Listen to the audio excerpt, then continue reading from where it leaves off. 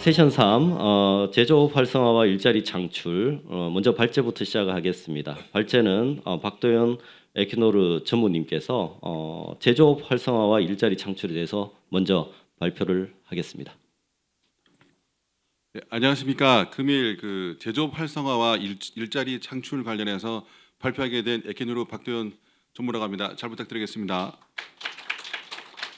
네, 발표하기 전에 제가 잠깐 소개드리면, 지금 보시는 이제 이 풍력 단지 전경이 저희가 최근에 이제 완공한 하윈드 탐펀이라고 8메가짜리 11기를 설치한 VUC 풍력 단지입니다.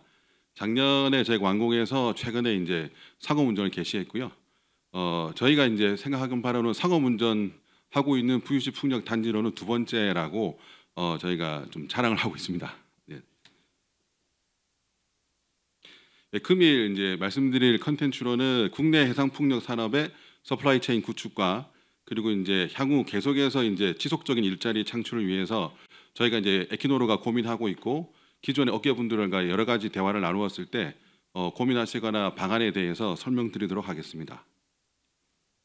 먼저 이제 국내 해상 풍력의 서플라이 체인 구축과 지금 현재 서플라이 체인 현황, 그리고 저희가 봤을 때 운송 설치 관련해서 산업을 활성화한다면 국내 기존 기업들이나 또 해외 기업들하고 기술 이전 및 그리고 이제 투자 유치, 그리고 향후 이제 트랙 레코드 확보를 통해서 해외 진출할 수 있는 이제 장기간에 걸쳐서 이제 프로젝트 및 산업을 활성화할 수 있는 방안에 대해서 같이 협의할 수 있는 기회가 되었으면 좋겠습니다. 예, 먼저 해상 풍력 발전 설비 구성 및 국내 서플라이 체인 상황에 대해서 설명드리도록 하겠습니다.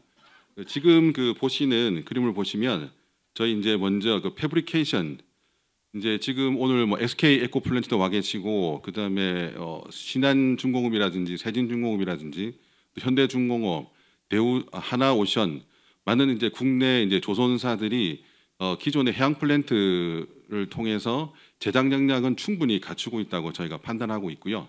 그리고 최근에는 해외 진출까지 대만 쪽에 진출해서 많은 성과를 내고 있다고 판단하고 있습니다.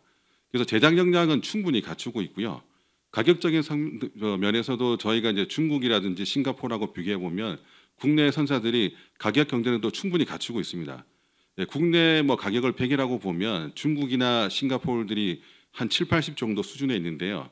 이 제작비 외에 운송비라든지 직간접비를 상환한다면 국내 기업들이 충분히 경쟁력이 있다라고 저희는 판단하고 있습니다.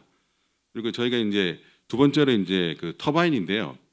기존에 이제 5메가에서 8메가 되는 사이즈의 터바인은 현재 뭐 한해풍 쪽에 설치가 되어서 운영 중에 있고, 그리고 퍼포먼스 개런티도 충분히 나오고 있는 중인데만은 저희가 이제 세모로 한 이유가 대규모의 이제 VUC 풍력이라든지 대규모의 고종시 풍력 단지 400메가 뭐 1기가 규모로 했을 경우에는 아무래도 이제 대형 터바인이 카펙스 측면이나 오펙스 측면에서 경쟁력이 있기 때문에 14, 15메가, 18메가, 20메가를 봤을 때는 해외 기업의 이제 OEM을 통해서 좀 소프트 랜딩할 수 있는 기회를 갖춘다면 국내 이제 터바인 업체들이 한 단계 더 도약할 수 있는 기회가 되지 않을까 생각하고 있고, 최근에 기사를 보시면 이제 두산이 지멘스 가면사랑 OEM 계약을 했는데, 그런 식의 이제 모델이 향후 저희 이제 터빈 업체들의 출구 전략이 되지 않을까라고 사료되고 있습니다. 그리고 세 번째로 이제 저희가 운송 설치 부분인데요. 기존의 고정식 이제 자켓이나 모노파일 관련해서는 국내 실적도 있고, 최근에 이제 현대건설에서는 자체 제작한 설치 선박을 가지고 설치도 하고 있고, 그리고 많은 특허 기술이 나와서 잘 활용되고 있다고 저희가 파악하고 있습니다. 다만 이제 VUC 관련해서는 운송을 하는 이제 터그보트 외에 저희가 이제 계류 라인과 부유체를 고정하게 되는데요. 이 당시에 이제 1km 정도 되는 계류 라인을 그냥 설치하는 게 아니고 아주 큰 힘으로 프리텐셔닝해서 설치하게 됩니다. 이런 앵커링 선박 관련해서는 아직까지 이제 국내 선사에서 그런 선박을 갖추고 있지 않고, 해외 선박도 신규로 발주해야 되는 상황에 처해 있습니다. 그래서 저희가 이제 세모를 하는 이유가 충분히 실적도 있고 이제 경험도 있지만 선박 자체에 대해서는, 용선을 하는 선박 자체에 대해서는 국내 선박이 없기 때문에 신규로 이제 국내 선사들이 투자를 해서 신규로 건조를 한다면 기존의 국내 건설업체와 조선소하고 시너지 효과가 굉장히 크지 않을까. 그리고 해외 선사들하고도 아주 좋은 이제 하모니가 조화를 이루지 않을까라고 생각하고 있습니다. 그 한 예로 어저께 이제 신문을 검색해 보시면 포스코 건설하고 남성해운하고 어제 이제 MOU를 했는데요. 그래서 남성해운하고 이제 하이너지라는 곳에서 약 5천억 규모로 4척의 선박을 신규 건조하고 포스코 건설에서 그 선박을 이제 이용해서 설치를 하는 그런 이제 그 약정서를 맺게 됐는데 이런 모델들이 나중에 향후에 국내 기업들이 이제 이런 운송 설치 산업에 진출할 수 있는 가도가 되지 않을까라고 판단하고 있습니다. 그리고 이제 네 번째로 V식 이제 변전소, 해상 변전소 관련해서는 국내 뭐 고정식 그 해상 변전소 관련해서 이미 실적이 있고 V식 관련해서도 기존의 조선사에서 이미 해양 플랜트를 통해서 이제 역량과 기술을 확보했기 때문에 충분히 가능할 것이라 판단하고 있고요. 케이블 쪽 이제 관련해서는 인터널 케이블은 충분히 실적을 가지고 계시고 이제 익스터널 케이블 관련해서도 충분히 실적이 있으신데 지금 저희가 하는 이제 345나 230 고압의 이제 그 케이블 관련해서는 기술적인 난이도보다는 수요가 적다 보니까 투자하시기를 좀 꺼리시는 부분이 있으시더라고요. 그래서 이거는 프로젝트가 잘 수행이 된다면 자연스럽게 해결이 될 것으로 판단하고 있습니다. 단 하나 이제 V식 관련해서는 다이나믹 케이블이라는 부분이 있는데 이 부분이 약간 기술적인 챌린지가 되지 않을까 저희는 판단하고 있습니다. 조금 더 세부적으로 보시면 저희 이제 지금 그 터빈하고 V체가 조립된 모습을 보시면 타워 제작이나 조립 이런 부분에 대해서는 말씀드린 같이 충분히 역량이 있고요. 다만 이제 이런 V체라든지 이제 운송 설치하는 선박 관련해서 좀 투자가 이루어져서 역량 확보가 필요하고 이런 선박이 이제 투자가 돼서 확보가 된다면 운송 설치 관련해서는 충분히 역량을 확보할 수 있을 것이다 저희가 판단하고 있고 이제 여기서 하나 이제 저희 주목하는 부분은 이런 그 제조업 분야에서 눈을 좀 돌려서 사실 지금 현재 그 제조업 분야를 보게 되면은 수익률이 10% 미만입니다 영업이익이. 근데 이제 이런 그 유지 관리나 운송 설치의 수익률이 보시면은 해외 업체들이 거의 독점하고 있는데 20-30% 수준입니다. 그래서 기존의 조선에서 이제 선박이나 해양 플랜트를 만들던 그 인력들이 V체나 자켓 하부 구조로 인력 전환되는 그 고용 창출이 아니고 기존의 이제 조선 3사나 건설사에서 들여다보지 않던 운송 및 설치 그리고 유지 관리 쪽으로 새로운 캐시카우를 만들어서 투자가 이루어진다면 진정한 고용 창출이 이루어지고 그리고 제작은 기간이 2-3년인데 이 유지 관리나 운송 설치는 20-30년 동안 장기적으로 일자리 창출이 가능하기 때문에 눈을 좀 돌려서 유지 관리라든지 운송 설치 쪽으로 좀 들여다보시면 국내 기업들에게 새로운 인력 창출이라든지 장거리 장기간의 캐시카우가 되는 신사업이 도래되지 않을까 판단하고 있습니다. 그 저희 에키노르에서 기존에 이제 프로젝트를 하게 되면 카펙스 측면에서 이제 보면은 한 30-40% 정도 저희가 파악하고 있는데 지금 저희 이제 타겟은 60% 이상입니다. 그래서 이 운송 설치라든지 유지 관리 부분이 해결이 된다면 카펙스도 국내 이제 기업들하고 60% 이상 저희가 같이 할 수 있을 거라 생각을 하고 운송 설치도 80%에서 100% 이상 같이 할 수 있는 기회가 되기 때문에 국내 기업의 일자리 창출과 이제 이윤 확보에 대해서 좀 기여할 수 있지 않을까 저희는 이제 판단하고 있습니다. 특히 이제 이 T&I 관련 산업 관련해서 좀 더 말씀을 드리면 해외 이제 뭐 맥도모치라든지 서브지세물이라든지 하부프롬이라든지 그 5개, 6개 정도 기업이 거의 독점하고 있습니다. 왜냐하면 선박을 독점하고 있기 때문에 그래서 국내 이제 현대, 대우, 뭐 GS, 포스코 이제 굴지의 대기업들이 이제 운송 설치라든지 이런 사업을 하려고 해도 이런 선박들을 해외에서 빌려와야 됩니다. 근데 이제 아시겠지만 유럽이나 미국도 시장이 과점되어 있고 최근에 이제 해외 프로젝트에서 카펙스가 많이 올라간 이유도 이런 선박들의 비용이 올라가기 때문인데요.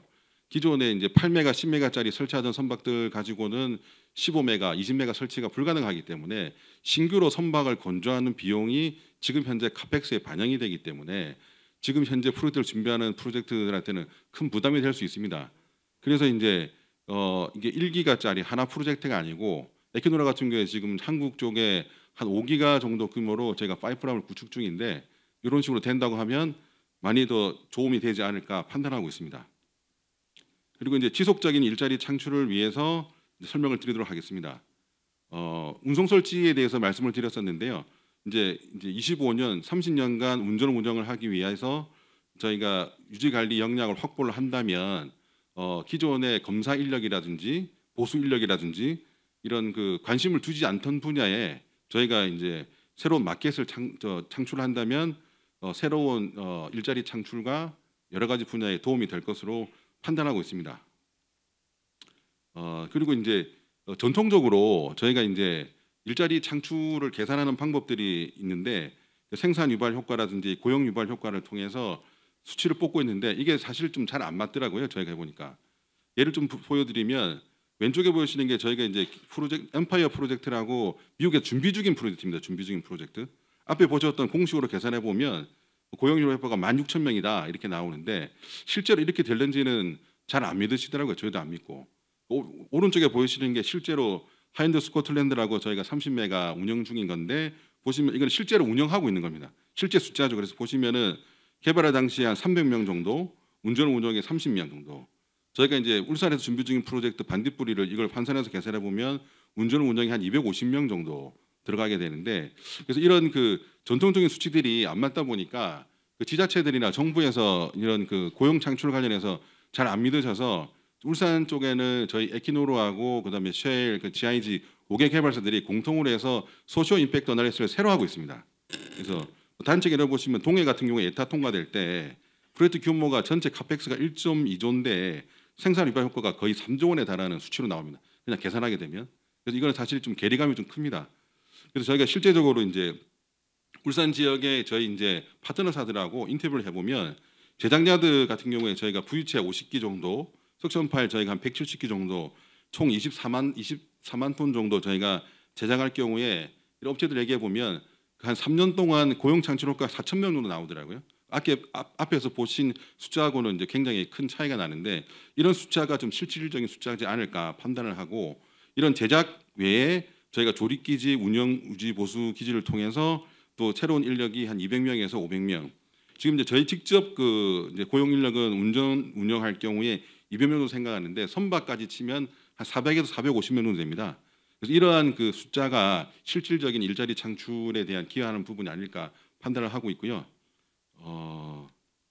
마지막으로 말씀을 드리면 그 곧 이제 해상풍력에 대해서 전망에 대해서 많이들 말씀하시는데 이 부유식이 왜 주목하고 있냐 말씀드리면 기존에 이제 원전이라든지 그 LNG 포카 화력들 보시면 이용률이 한 60%에서 70% 정도 됩니다. 1년에 저희가 운영할 수 있는 시간이 9,000시간 정도 되는데 한 7,000시간 정도 운영을 할 수 있죠. 근데 왜 이제 부유식을 주목하느냐라고 이제 많이들 물어보시고 해상풍력을 물어보시는데 단적으로 이제 고정식 이제 풍력 같은 경우에 육상 같은 경우에 이용률이 한 25%, 그다음에 이제 모노파일이나 자켓이 30에서 35%. 부유식 같은 경우에 저희가 하인드 탐평 같은 경우에 58%를 찍었습니다. 3년간 평균. 이거는 사실 기존의 복합 화력 발전하고 비슷한 수준입니다. 그래서 카펙스가 조금 높지만 이제 같은 그 신재생 에너지를 하더라도 이윤을 많이 남길 수 있고 부가가치를 많이 남길 수 있는 부유식 풍력이 여러 가지 기반 산업에 대해서 일자리 창출도 가능하고 신규 캐시카우도 만들 수 있는 가능성이 매우 높다라는 점을 오늘 금요일 좀 말씀드리고 싶습니다. 네. 감사합니다. 예, 발표 잘 들었습니다. 세션 3 제조 활성화와 일자리 창출. 자장은 성진기 한국에너지기술평가원 연구위원께서 맡아보시겠습니다. 발제는 아까 발표하신 한 번 더 소개드리겠습니다. 박도연 에키노르 전무님이십니다. 토론자 세 분입니다. 조상민 에너지경제연구원 실장님이십니다. 정재천 한국전력 해상풍력 사업단 단장이십니다. 단장을 대신해서 최상주 부장입니다. 반갑습니다. 죄송합니다. 지금 예, 최상주 부장님이십니다. 그다음 이중관 SK 오션플랜트 이사님이십니다.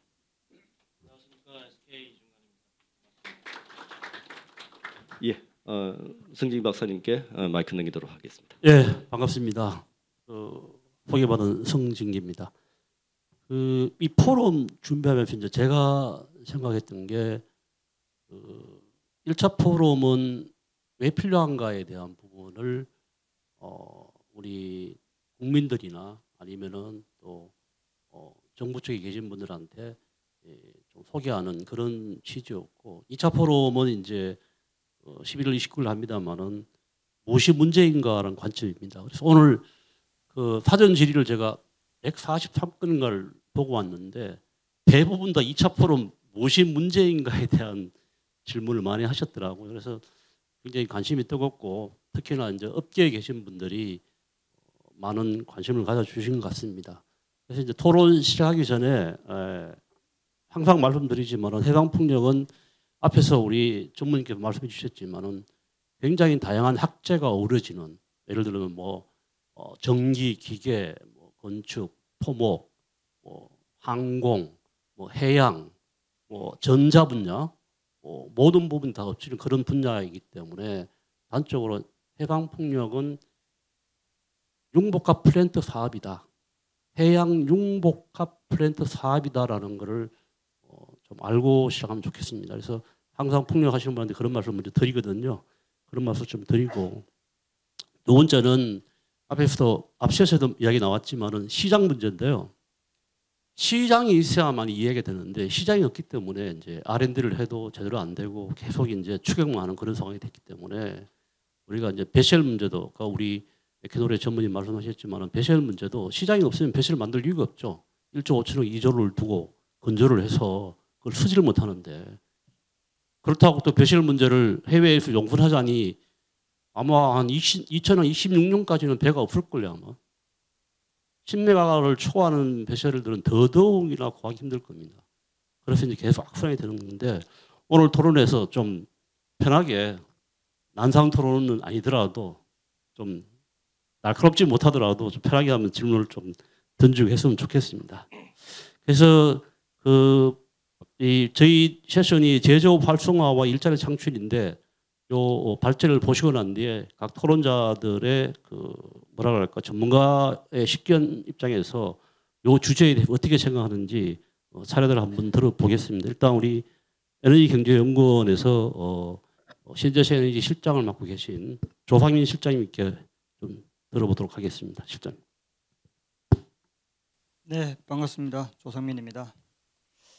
방금 여기 우리 성진기 단장님께서 풍력 산업이 다학제 융복합 산업이다라고 말씀하셨는데 경제학하고 경영학, 정책학을 좀 빼주신 것 같아가지고 네, 저는 이제 정책 연구를 계속 하고 있고 관련해서 이제 다양한 형태의 뭐 연구 용역 이런 거를 진행을 하고 있습니다. 최근 들어서는 풍력과 관련된 연구 용역을 많이 하다 보니까 풍력에 대해서 관심을 많이 가지게 되고, 그러다 보니 이제 오늘 토론까지 오게 된 것 같습니다. 오늘 주제가 해상풍력이 왜 필요한가인데, 여기 계신 분들 중에 해상풍력이 왜 필요한지 모르시는 분은 안 계신 것 같아요, 사실. 기후위기, 탄소 중립, 아리백, 뭐 무역 규제, 다양한 형태의 이제 이슈들이 해상풍력을 가리키고 있죠. 해상풍력을 해야 된다라고 가리키고 있고, 최근 들어서는 또 다른 이슈가 하나 더 생겼죠. 이제 관련된 산업 역량을 내재화하려는 노력들이 이제 가시화되고 있습니다. 뭐 대표적으로 미국의 IRA나 뭐 유럽의 NGI 이런 것들이 그런 노력의 일환으로 보여지고, 비단 뭐 미국이나 유럽뿐만 아니라 캐나다 등 다양한 이제 국가들이 재생에너지 산업을 자국 내에 유치하기 위해서, 내재화하기 위해서 다양한 정책적 수단들, 규제 수단들을 마련하고 있습니다. 그렇게 하는 이유는 결국 재생에너지 산업이 앞으로 성장할 것이라는 것을 확신하고 있기 때문이죠. 에너지 산업이라는 게 사실 굉장히 변화가 적고, 지난 수십 년간 또는 뭐 거슬러 가면 산업혁명 이후에 화석연료 기반의 에너지 산업이 거의 변화해 본 적이 없는데, 최근 들어서 이제 거의 최초의 이제 어떻게 보면 변화를 맞이하고 있는 것 같고, 그런 변화의 과정에서 새로운 산업이 성장하고 새로운 기술이 등장하게 될 텐데, 그러한 새로운 기술과 산업을 누가 확보할 것인가가 결국은 이 거대한 에너지 시장에서 얼마나 많은 부가가치와 일자리를 가져가게 될 것인가를 결정할 것이기 때문에 그런 노력들이 이제 가시화되고 있는 것 같습니다. 그런 측면에서 사실 우리도 뭐 조금 늦긴 했지만 태양광, 풍력 이런 재생에너지 산업들을 성장시키고 내수 시장을 만들고 그것을 기반으로 해서 관련 산업들, 기업들을 육성하고 일자리를 창출하기 위한 그런 노력들을 하고 있고 그것이 정부의 정책 방향이라는 것은 명확한 것 같습니다. 앞서 이제 저희 전무님께서 발표하신 내용을 보면 그런 측면에서 보면 굉장히 기대가 되는 부분들이 많은 것 같습니다. 제조업 분야에서 뭐 이게 부유식이 한정되는 것인지는 잘 모르겠지만 국산화율도 뭐 30에서 40% 정도 되는데 60%까지 늘리겠다고 하는 것은 굉장히 고무적인 것 같아요. 뭐 30, 40%가 정부의 기준에 부합한다고 생각하지는 않지만 60% 이상이면 굉장히 높은 수준의 국산화율인 것 같고 뭐 이미 글로벌화되어 있는 이제 경제 구조에서 특정 산업에서 60%의 국산화율을 차지한다는 것은 사실 굉장히 어려운 일이지 않습니까? 그럼에도 불구하고 이제 그런 노력들을 하고 있고 우리가 가시적인 목표를 제시할 수 있다는 것만 해도 굉장히 큰 어떻게 보면 성과라고 보여집니다. 그래서 이런 이제 제조업뿐만 아니라 앞서 말씀하신 바와 같이 제조업 외 분야에서의 이런 뭐 시장의 성장 가능성 그리고 일자리 창출 가능성은 우리가 앞으로 해상 풍력을 정부가 지원하고 육성해 나가는 당위성을 제공하게 될 것으로 보여집니다. 그런데 이제 조금 저희가 조금 부족한 부분은 앞서 이제 발표에서도 말씀하셨지만 파급 효과들 우리가 해상 풍력을 육성했을 때 우리가 기대할 수 있는 효과들을 좀 더 직접적으로, 좀 더 체계적으로 제시할 필요는 있지 않겠나 이런 생각이 듭니다. 보통 이제 산업연구원석 많이 활용하시고 앞서 이제 잘 안 맞는다고 하신 연구도 사실 저희 연구라서 좀 죄송스럽긴 한데 이게 산업연구원석이란 게 직접적인 효과만 분석을 하는 것이 아니라 그 후단에 있는 다양한 간접적인 효과까지 다 파악을 하다 보니까 좀 과대평가되는 부분들이 사실 있습니다. 항상 그 부분을 지적을 받고 저희가 사실은 이제 정부 계획들을 수립을 할 때 예를 들어서 에너지 기본계획이라든지 신재생에너지 기본계획 이런 계획들을 수립할 때 재생에너지를 왜 우리가 확대해야 되는가를 보여주기 위한 어떤 근거로 이런 이제 다양한 파급 효과를 제시하고 있는데 좀 이제 과장되는 부분들도 있죠. 그래서 지적받는 부분이고 특히나 이제 그런 효과들이 국내에서 이제 투자가 발생하거나 국내에서 이제 생산이 유발되었을 때의 효과를 이제 가정하는 것이기 때문에 국산화율에 따라서 그 효과는 완전히 달라질 수도 있는 부분입니다. 이제 그런 부분들이 계속 지적을 받아왔습니다. 이제 그런 측면에서 본다면 이제 앞서 이제 전무님께서 보여주셨던 보다 직접적인 기대 효과들, 부가가치 효과라든지 고용 효과를 좀 더 체계적으로 이제 제시할 필요가 있을 것 같고 그런 부분에서 사실 저희 연구원이 기여를 했어야 되는 부분인 것 같긴 한데 조금 부족했던 것 같고요. 앞으로는 특정 밸류체인, 그러니까 밸류체인별로 시나리오별로 우리가 어떤 산업을 어떤 밸류체인을 우리가 유치했을 때 또는 거기서 이제 어떤 투자가 발생을 했을 때 실제로 직접적으로 우리 경제나 산업에 어떻게 기여할 수 있고 일자리를 얼마나 창출할 수 있는지를 좀 보여주는 민관이 좀 같이 협력을 해서 이제 그런 부분들을 좀 제시하는 것이 장기적으로 우리가 해상 풍력을 확대해 나가는 당위성을 보다 더 확보할 수 있을 것 같고 그것을 기반으로 해서 정부 정책 입안자들 그리고 국회를 설득할 수 있을 것 같고 그러한 설득이 결국은 이제 국민들을 설득하는 데 기여할 수 있지 않을까 이렇게 생각이 듭니다.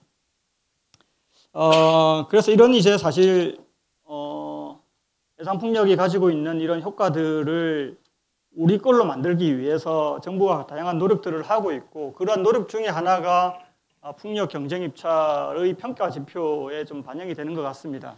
사실 우리나라 정부 정책의 특징은 다 잘하자거든요. 그래서 가격도 낮아야 되고 산업도 육성해야 되고 주민 수용성도 확보해야 되고 개통 수용성도 좋아야 되고 사업 실적도 좋아야 되고 이 모든 것을 다 평가 지표에 녹여놓고 있죠. 근데 이번 2차 평가 지표가 개편이 될 때 큰 방향성 중에 큰 방향성이 두 개인데 하나는 이제 가격 지표의 변별력을 높이겠다. 그리고 두 번째가 산업 경제의 기여 효과를 좀 더 면밀하게 직접적으로 분석을 해서 그 기여를 평가를 하겠다라는 것입니다. 이러한 정부 정책 방향을 생각한다면 이게 사실 우리만의 이제 방향성은 아니기 때문에 전 세계적인 트렌드죠. 이런 것들을 반영을 해서 우리가 앞으로 사업을 좀 추진해 나갈 필요도 있을 것 같고, 그리고 결국은 이것이 앞서도 말씀드렸지만 국민들이 좀 더 이제 뭐 사실 높은 전기요금을 부담하더라도, 또는 이제 한전이 조금 더 많은 비용을 부담하더라도 우리가 해상풍력을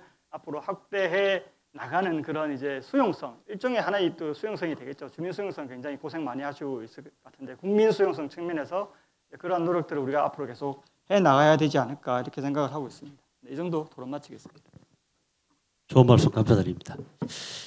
여기서 하나 좀 여쭤보고 싶은 게, 이제 우리 업계에 계신 분들이 지금 관심이 많은데, 지난 10월 12일 날 이제 고정가격 경쟁 입찰 제도를 이제 공고를 했는데, 우리 실장님께서 말씀하시는 그 경쟁 입찰에서, 고정가격 경쟁 입찰에서 직접적인 방업 효과를 평가하기 위해서 어떤 방법이 있을까요? 지금 우리 고정가격 경쟁 입찰 제도 보면은 이제 산업 파급 효과가 뭐 18점인가 16점인가요? 뭐 16점으로 되어 있는 것 같은데, 이게 이제 국내 제조업하고 지역 산업도 일자리 창출을 위해서 굉장히 중요한 부분인데, 이 부분에 대해서 향후 어떻게 진행될지, 어떤 좋은 방법이 있을지 혹시 의견 있으시면 부탁드리겠습니다. 평가를 말씀하시는 건지 아니면 평가를 어떠한 방향으로 끌고 해야만이 과연 국내 산업을 좀 키울 수 있을까, 제조업을 활성화시킬 수 있을까. 예를 들어서 뭐 점수를 뭐 16점에서 다시 더 상향한다든지, 예를 들어서 뭐 네, 이제 뭐 2차 개정 연구를 제가 했는데 3차 개정 연구의 방향성을 좀 제시를 해달라는 말씀이신 것 같은데, 제가 보기에는 앞서 말씀드렸지만 정부의 정책 방향은 명확할수록 좋을 것 같습니다. 이제 우리 정부가 다 잘해야 된다라고 생각을 하고 있긴 하지만, 앞서도 말씀드렸지만 이제 크게 제가 보기에 크게 제일 중요한 두 가지 방향성은 결국 가격을 낮추는 것과 국내 경제 산업 기여도를 확보해서 그것을 기반으로 해서 해상풍력에 대한 지원 방향을 계속 유지할 수 있도록 하는 것이라고 보여지고요. 그래서 이게 이제 후자에 좀 집중을 해보자면, 단순히 이제 국산화한다는 게 그렇게 쉬운 거는 아니고, 사실 우리가 기술력이나 뭐 이런 것도 사실 좀 뭐 열의에 있기 때문에, 그런 측면에서 본다면 국산화뿐만 아니라 해외 선도 기업들과의 기술 협력이나 기술 이전 이런 것들도 굉장히 좋은 수단이 될 것 같습니다. 뭐 100% 국산화하는 게 사실상 그렇게 가능하지 않다면 이제 그런 방법이 있을 것 같고, 아마도 이제 평가도 그런 부분들도 아마 감안을 해야 되지 않을까 이렇게 생각을 하고 있고요. 그리고 지금 현재 정부의 정책의 초점이 너무 제조업에만 좀 맞춰져 있는 거 아닌가 이런 생각이 들어서, 제조업 외에 이제 앞서 말씀하셨던 다른 이제 밸류체인 상의 여러 부가가치가 발생될 수 있는 부분들도 우리가 국내에 이제 뭐 관련 기업을 유치한다든지, 관련 뭐 서비스업이든 제조업을 유치한다든지, 또는 기술 이전을 한다든지, 기술 협력을 한다든지, 이제 그런 노력들을 좀 더 가시화할 수 있도록 지표가 좀 개편될 필요가 있지 않겠나 이렇게 생각이 듭니다. 네, 감사합니다. 사실 그 국내 터빈사들이 이제 힘들어서 외국사하고 조인트 벤처 쪽으로 지금 움직이고 OEM사가 되는 거죠. 사실은 기존에 우리 국내 터빈사들은 너실 안에 거의 한 50% 이상의 부품들이 다 외국산 부품을 쓰고 있었죠.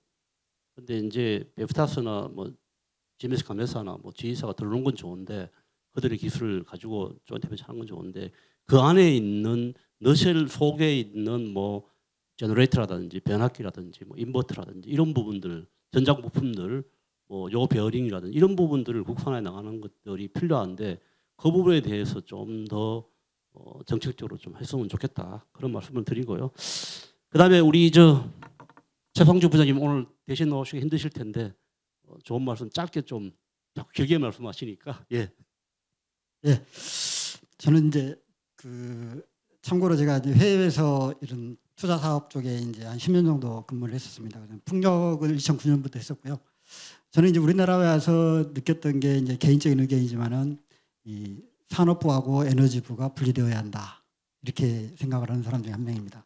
오늘 토론도 마찬가지지만은 앞에 주제가 에너지에 관한 주제라면은 지금 저희 세션은 이제 산업에 관련 세션인데, 에너지하고 산업이 때로는 이제 대립되는 경우가 있다고 저는 생각합니다. 네.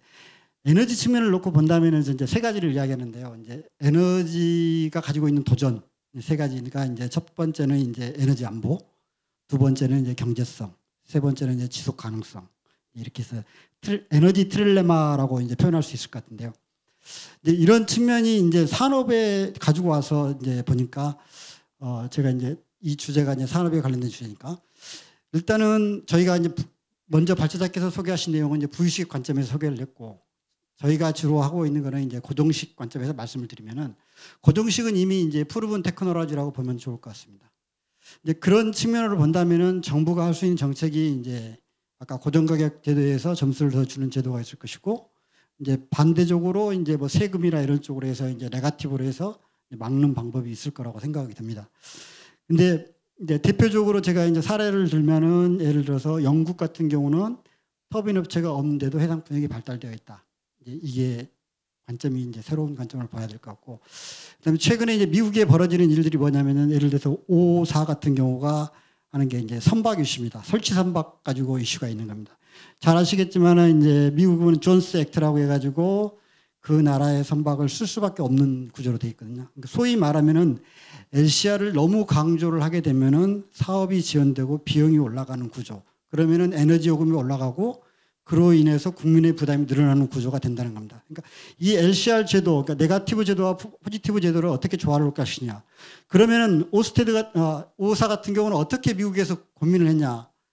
미국이 제작한 선박을 쓸 건지, 첫 번째. 두 번째, 캐나다에서 싣고 올 건지. 안 그러면은 해상 공간에서 바지선을 놓고 할 건지. 이런 이제 여러 가지를 모색하다 보니까 모두 세 가지 다 자기네들이 유럽에서 경험했던 것보다 비싸다는 겁니다. 그러면은 우리의 정책이 어디로 가야 되는지 또 이러한 일자리를 창출하는 방법이 뭐가 있는지가 이제 고민될 거고요. 두 번째 말씀드리고 싶은 거는 결국은 아까 우리 좌장님께서 말씀하신 시장을 활성화해야 된다. 시장이 있어야 된다. 이런 얘기 하는데 저는 이제 대만의 사례하고 우리나라 사례를 좀 비교해서 많이 생각을 합니다. 우리나라는 일단은 시장이 아직 형성이 안 됐다. 대만은 형성되어 있다. 근데 대만에 우리나라 기업들이 수출을 하고 있는 입장이거든요. 근데 여기서 저희가 일반인들이 모르는 사실이 하나가 있습니다.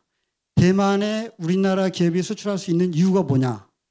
왜 중국계 기업이 더 싼데 우리나라 기업이 갈 수 있었냐? 거기에는 발주자 입장에서 대만 정부에서 중국산 제품을 쓰지 못하도록 되어 있습니다.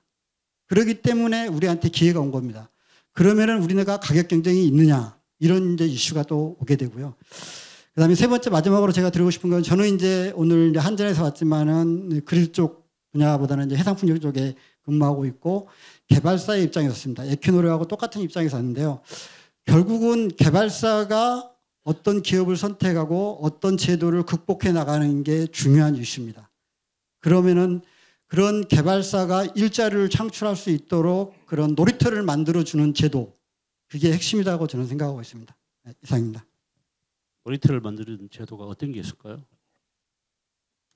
일단은 지금 이제 현재 저희가 이제 불확실성이 굉장히 크고 있는데요. 그 이유가 뭐냐면은 이제 오픈도어 방식으로 해서 어느 사업자들 중에 개발하게끔 되어 있습니다. 근데 지금 이제 참고로 말씀드리면은 우리가 부족한 게 현재 다 알고 있는 겁니다. 저는 세 가지 인프라를 말씀드리는데요. 첫째는 그리드고, 두 번째는 선박이고, 세 번째는 항만입니다. 근데 이 세 가지 다 절대적으로 개발자가 할 수 없는 일입니다.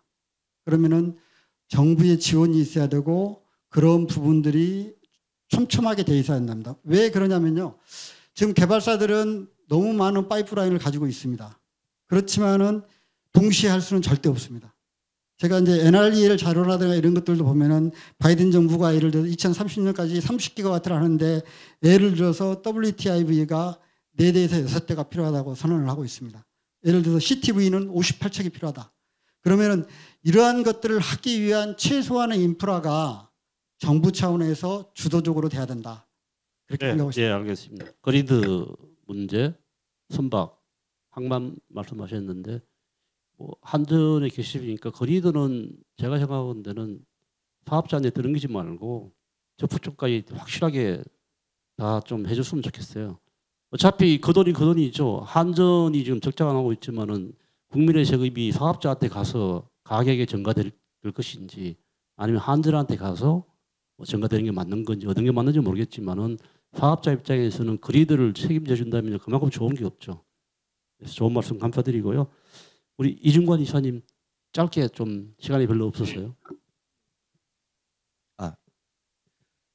예, 저희 SK 오션 플랜트는 그 하부 구조물을 제작하는 회사입니다. 예, 아까 우리 발제자이신 박 전무님께서 이 제작뿐 아니라 이제 그 설치라든지 그다음에 O&M 쪽에도 많이 강화가 되어야 된다라고 좋은 말씀을 해주셨는데요. 사실 저희는 제작 업체이기 때문에 제작 업체의 관점에서 말씀을 좀 드릴 수밖에 없을 것 같습니다. 저희는 그동안에는 저희가 제작해서 납품한 데가 대부분 수출이었습니다. 그것도 대부분 거의 99%가 대만이었고요. 그래서 대만에 들어간 물량, 인터내셔널 물량 중에서는 저희가 절반을 거의 차지한다라고 볼 수 있습니다. 약 45%를 저희가 공급을 했습니다. 아까 좀 전에 말씀하셨지만 자장님께서도 우리가 이 공급을 할 수 있었던 것은 중국이 못 들어갔기 때문입니다. 예. 지금 현재 대만의 정권을 잡고 있는 현 정권에서 중국산을 갖다 허용을 하지 않고 있기 때문이죠. 만약에 이 정권이 바뀌게 된다면 중국을 허용하게 된다. 그렇게 되면 또 아마 지금의 이 상황하고는 좀 달라질 것 같습니다. 좀 전에도 말씀드렸지만 저희는 제작업체고요. 제작업체인데 저희가 이제 고정가격 입찰제에 관심이 되게 많습니다. 이유는 저희가 그동안에는 다 대만에 공급을 했지만 이제 국내에 본격적으로 대형 풍력단지가 개발되면서 저희가 쌓았던 노하우를 가지고 국내에도 이제 공급을 해야 된다라는 어떤 미션을 부여받은 듯한 그런 느낌을 갖고 있습니다. 그런데 이제 지금 이 고정가격 입찰제가 가격이 60점이죠. 100점 중에 가격이 60점이고 기여도가 16점. 그동안에 작년에는 이제 적용이 됐던 거로 알고 있는데 이제 그 LCR이 올 4월 달에 폐지가 됐습니다. 예. 불과 1년이 안 돼 가지고 LCR이 폐지가 되면서 단지 이제 16점에 의해 가지고 이게 좀 좌지우지되는 그런 상황이 될 것 같습니다. 그래서 가격이 차지하는 포션을 과연 이 16점이 넘어설 수 있는가라는 우려가 있고 또 하나가 뭐냐면 지금 이번에 고정가 입찰제에 들어오는 공사 중에서 대거 중국산을 사용해서 들어오는 프로젝트가 있습니다. 가격 경쟁력에서는 굉장히 아마 국내나 그 외 중국산이 아닌 외산을 사용하는 프로젝트들보다는 가격 경쟁력이 굉장히 있을 거라고 추정이 되고 있고 실제 파악된 바로도 그렇게 되어 있습니다. 우리가 태양광에서 우리가 배웠던 레슨저런들을 갖다가 잊지 않고 우리 풍력에 국내 해상 풍력에 이 입찰제를 운영을 하면서 반드시 그것을 기억을 하고 적용을 좀 했으면 하는 입장이고요. 저희는 뭐 제작사 입장이기는. 그러면은 이제 이 입찰 선정 방식을 말씀하셨는데 결국은 가격에 디펜딩되는 꼴이잖아요. 아주 타이트하게. 네. 그런 상황인데 그러면은 말씀하시는 대로 이제 태양광의 사례처럼 국내의 그 풍력 산업도 중국의 시장을 잠식당할 수 있는 상황이 이제 예측이 되어지는 거죠. 뭐 네, 실제는 그렇습니다. 뭐 가봐야 알겠지만 네네. 그 부분에 대해서 어떻게 어떤 좋은 대안이 혹시 있으신지 생각하신 거 있으시면 간단하게 말씀해 주시죠. 예, 그 아시다시피 지금 전 세계 풍력의 실제적으로 50%를 중국이 레퍼런스를 가지고 있습니다. 예, 물론 그 중국은 자체 내에서만 제작이 이루어지고 설치가 이루어졌죠. 근데 이제 중국이 내부에서 포화 상태가 되고 이제 밖으로 뻗어 나오려고 하는데 거기에 지금 현재 우리 한국에서도 이루어지고 있는 국내 대형 프로젝트들이 지금 이제 나오기 시작하는 겁니다. 그래서 중국 쪽에서는 한국에 진출을 하기 위해서 많은 접촉을 하고 있고 실질적으로 저희들 쪽에도 연락을 해오고 있는 그런 상황입니다.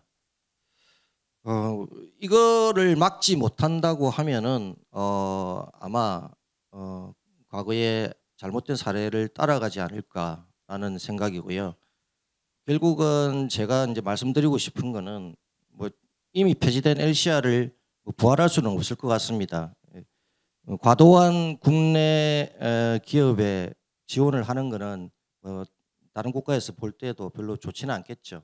하지만 지금 막 시작하는 국내 해상 풍력에서 뭔가 정부의 지원이 없다 그러면 우리가 이제 자전거를 탈 때도 처음에 자전거를 배울 때는 뒤에서 어느 정도 잡아주지 않습니까? 그 정도의 지원은 좀 있어야 되지 않을까라는. 개인적으로는 LCR 제도를 짧은 기간 한 2, 3년 정도 유지하는 것도 바람직하다라고 생각을 합니다. 네네. 왜냐하면은 우리가 뭐 자동차 시장도 아니고 철강 시장도 아니고 뭐 미국에서 WTO로 시비를 걸지 모르겠지만 처음 초기 시장에 대해서 LCR을 거는 거에 대해서는 다른 나라의 사례도 많기 때문에 필요하지 않나라고 생각하고 그게 이제 정부 입장에서 부담스러우면은 이제 뭐 협회나 이런 협단체를 통해서 합의를 봐서 뭐 요구를 하면 되는 것이죠. 그렇게 처음에 한 2, 3년 정도만 해주면은 그 다음부터는 풀어주면 될 것 같고요. 그런 관점으로 좀 접근을 하면 어떨까라는 생각이 듭니다. 이거 우리가 시간을 좀 너무 많이 좀 뺏어 먹었는데요.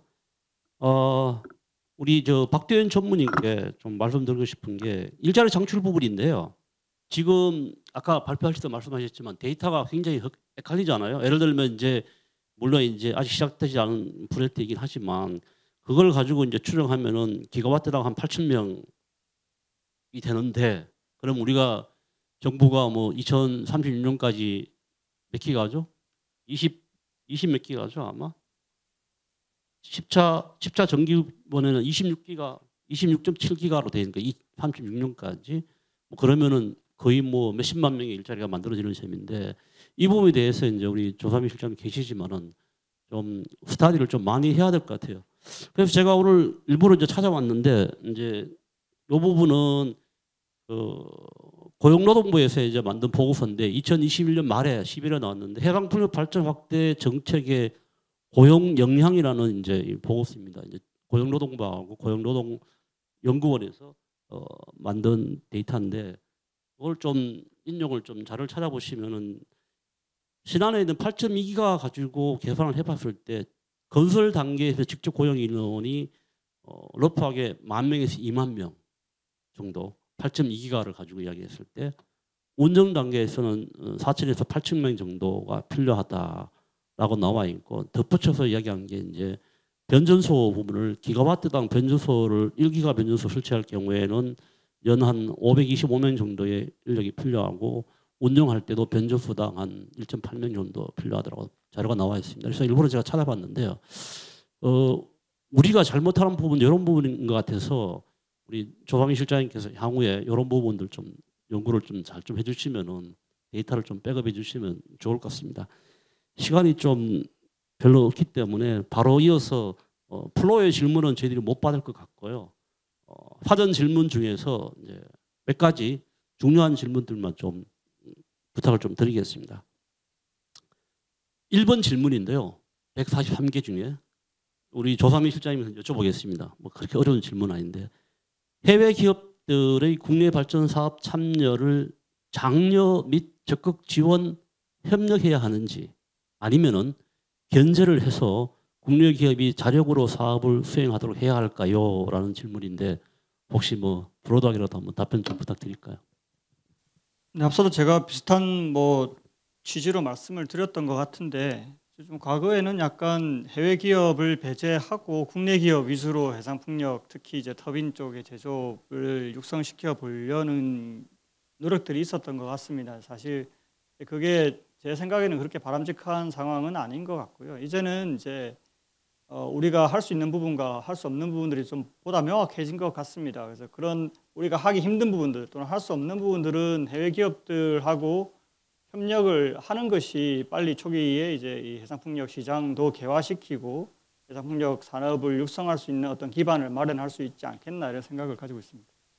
예, 감사합니다. 또 질문 중에 특이한 질문, 뭐 우리 이종관 상무님 답변하실 있을지 모르겠는데요.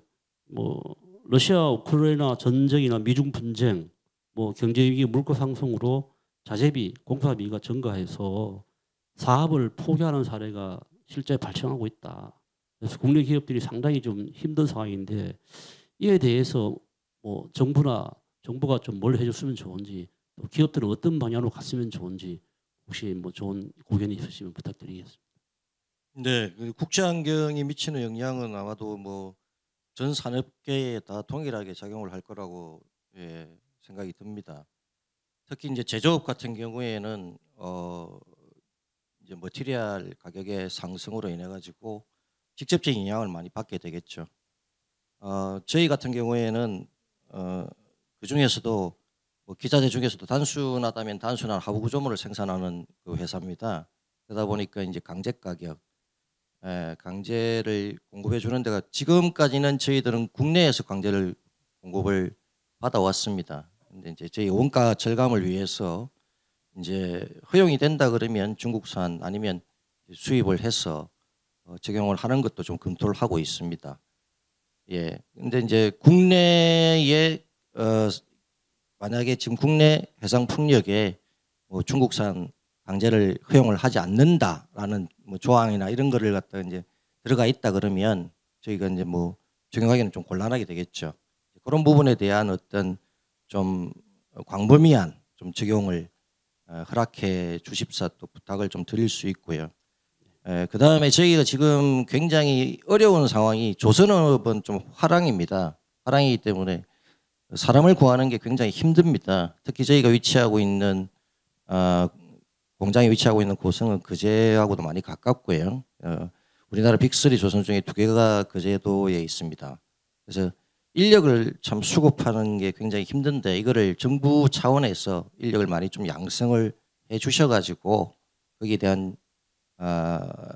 지원책이나 이런 부분들을 좀 많이 연구를 하고 교육하는 데 있어서 어떤 지원을 좀 많이 해주십사 좀 부탁을 할 수 있겠습니다. 네, 감사합니다. 그 다음 질문이 이제 아리백 프로젝트를 활용되는 대만 해상 풍력에서 어떤 점을 배울 수 있을까요? 제가 간단히 답변을 드리면 우리나라 삼성전자 같은 회사가 신안의 8.2기가라든지 이런 걸 빨리 PPA 계약을 추진하는 게 제일 좋은 방법이죠. 그러지 않으면 대안이 없을 테니까는요. 이번에 이렇게 넘어가고요. 마지막 하나만 더 131번째 질문인데요. 이게 이제 우리 조 실장님 답변하셔야 될 것 같은데. 풍력 장기 고정 가격 입찰 평가 항목 중에서 산업 기여도 평가에 대해 점수 배점이 명확하게 공개되지 않아서 가격이 다소 비싼 국산 제품을 응찰할 경우 취득 점수를 예상하기 어려운데 배점 기준을 미리 공개하여 혼선을 최소화하며 바람직하다는 다수의 의견이 있는데 정부 측의 생각, 여기 정부 측 사람은 없죠. 정부 측의 생각은 어떠신지요라고 이제 아주 어려운 질문을 하셨습니다. 뭐 방향성만 말씀해 주시죠. 저는 정부 측 사람은 아니고요. 예, 항상 이런 자리에 오면 제가 약간 정부 측 공무원인 것처럼 이렇게 질문을 하는 경우가 많은데 이제 정책 연구를 자주 하다 보니까 그런 것 같습니다.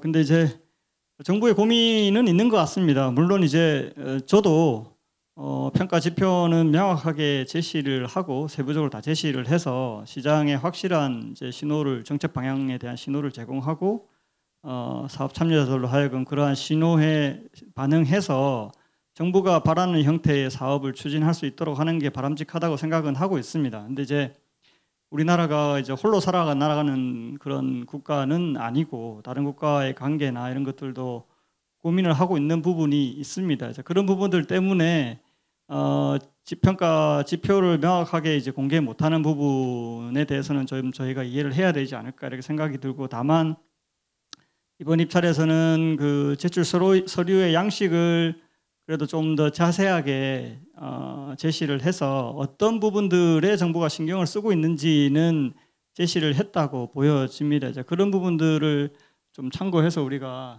사업을 진행하면 좋지 않을까 싶고요. 앞으로는 제 생각에는 그럼에도 불구하고 평가 지표는 좀 더 투명하게 세부적으로 제시하는 방향으로 나아가야 되지 않을까 이렇게 생각합니다. 예, 감사합니다. 정부가 하고 싶은 말을 대신해 주신 것 같습니다. 좋은 말씀 같습니다. 예.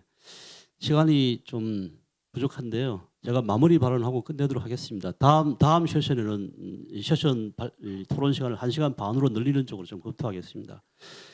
그 글로벌 전력 수요 중에 28%가 재생에너지로 공급을 되고 있는데 국내는 5.7%죠. 국내 전력 생산량 중에 우리 풍력이 기여하는 바는 0.6%입니다.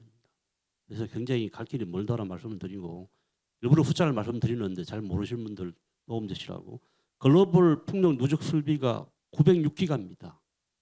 해상이 64기가고요. 그중에서.